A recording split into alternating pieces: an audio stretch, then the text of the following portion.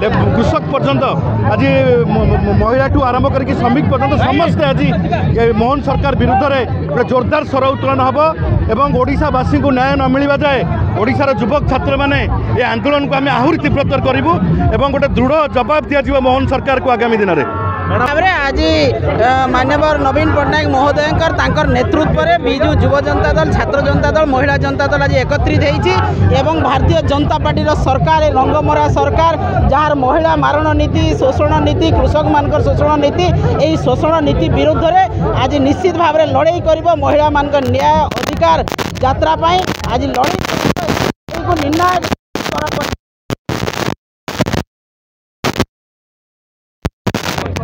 देखु जहाँ माननीय नवीन पट्टनायक दल सभापति जहाँ निर्णय नेबे आमे समस्ते पालन करूँ।